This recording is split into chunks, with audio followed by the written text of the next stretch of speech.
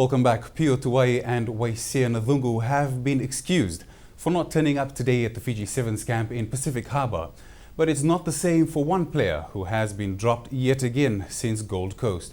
Coach Ben Ryan's no-nonsense policy clearly still weight left off.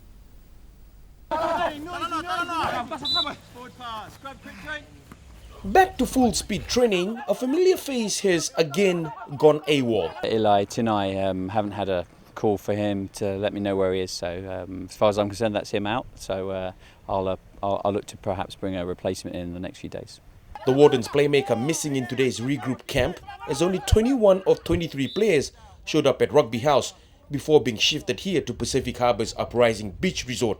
Since coming back from England, Ben Ryan has not received any contact at all from Eli Tinai. The Englishman has had no hesitation in dropping the playmaker, saying he's got a lot of players to cover. Ryan has three capable options with Dubai winners Osea Kolinisau and Emosi Mulevaro. So too the returning Ratumele Kurisaru from Nandronga. If someone's getting selected for their country and if they haven't got the decency to give me a phone call or let our manager know now, as far as I'm aware, no phone calls come, so he's not here. No, he won't be invited back. The only two pardoned today is towering Pio Tuai, who's beside his sick wife, and also fellow Toka Toka Barbarians teammate Waisea Nadhungu. He's just got transport issues, so I'm hopeful he'll be turning up later. But apart from that, you know, we've got a squad that are going to train in some pretty hot sunshine down in Pacific Harbour. The players were grinded under the hot sun, as Ryan has only 2 weeks to shape them up for Las Vegas and Wellington. It'll just be one session today, and then for the next 3 days after that we'll have double training sessions where I'm going to put a lot of emphasis on their fitness again. Apart from flying Fijians halfback Henry Seniloli, who sat on the sidelines today, everyone else looks good and ready. William Tambuya, Fiji One News. Baseman Samisoni Wiribiri has finally put pen to paper and is heading abroad for professional rugby playing contract when the current IRB World 7 series ends in May. The policeman confirmed to Fiji One News today that he's made a deal with French top 14 club Montpellier. He joins the side in June. Viriviri had turned down earlier offers just to play at the recent Rugby Sevens World Cup in Moscow. Currently with Nandronga, Viriviri signed on as a winger/centre and is hoping to help claim the current IRB series title before departing. Another Fijian racer in the top 14, Alipate Raitini, reduced his coach to tears after scoring a sensational intercept as Grenoble upset champs Toulon yesterday. This was Grenoble coach Fabrice Landru bursting into tears after this intercept from Raitini in the 78th minute. Grenoble won 22-21, dishing an embarrassing defeat and also their first victory at Toulon since 1999. The newly refurbished Ratu Vakambo Park will be put to the test for the first time this weekend with the Ului Nakau Rugby Sevens. Formerly, the Namarai Sevens organisers are taking full advantage of the brand new turf, fielding 40 men's and 8 women's team, as well as 10 teams in the category of Fijians with Indian descent. Vakambo Park has been renovated and it's up to international standard now. So we will feel happy with the Nausori Town Council to give us a chance to host this tournament. The tournament is 2 days starting Friday with $5,000 as the first prize money. Wardens, which is the previous champions for the Namarai Sevens, and they're sending in 2 teams again. 3 teams, one from the eastern side and one from the west, the Warden teams. The Jet Runners Club of Nandi have reaped the rewards of their competitions, with Bimlesh Kumar winning a bronze medal in the 5,000 kilometer race at the Oceania Masters in Melbourne today. Kumar clocked a time of 18 minutes. He will now take part in another 3 races, the 1,500 meters, 3,000 steeplechase and 8-kilometer cross-country.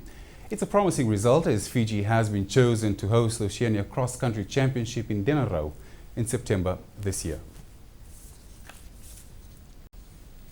Another former St. Joseph student will be leaving our shores tomorrow for a 3-year full sports scholarship with the USA New Mexico Military Institute.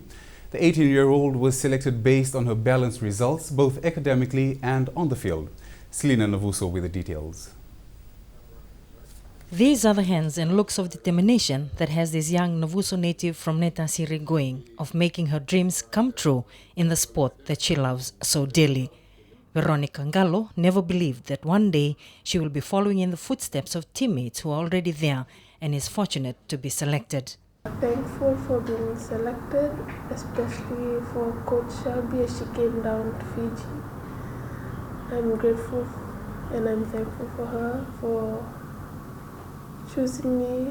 Ngalo has been playing volleyball from primary school and has represented St. Joseph's also in athletics and netball. She has also represented Fiji at the Asian Women's Volleyball Juniors Championship in Vietnam in 2010. Since primary school, I've started playing back at home. From then we were developed through playing for club games in Batuanga, then playing for the Fiji Volleyball Federation. Even on the eve of her departure, Ngalo has a message for the young volleyballers out there who want to follow in her footsteps. Don't give up on education. Playing comes with, you'll have to balance education together with sports. In case you just have to have something to fall back on. The other recipients include Agatha Gibbons, who is in her final year to complete a degree in criminal justice, and Mary Sirey, who is currently studying a forensic accountant. Selina Navuso, Fiji One News. The sport of golf has a lot of developments in place for the younger athletes, with extra dollars expected to come in. In the past few years, they have had a lot of young golfers participating at tournaments not only locally but overseas as well. Turtle Golf Club member Elisa Lambaimbure says it has been their aim all along to get young players to play and love the sport. The pioneering club within a club that started off the support for junior golf program back in the late 70s, early 80s. So the plan is there to get big again in that respect. He adds that there are already a few promising athletes, and they can only hope that performance overseas will inspire younger golfers in the country to follow suit. The National Golf Association looks after that department, and one of the key players that come out of that program is Chicho Leather. He showed very good improvement, and just through that program, the program is again going to be taken to the schools this year. Now to one of the worst cricket performances in Ashes history, or if you're Australian, one of the greatest performances ever.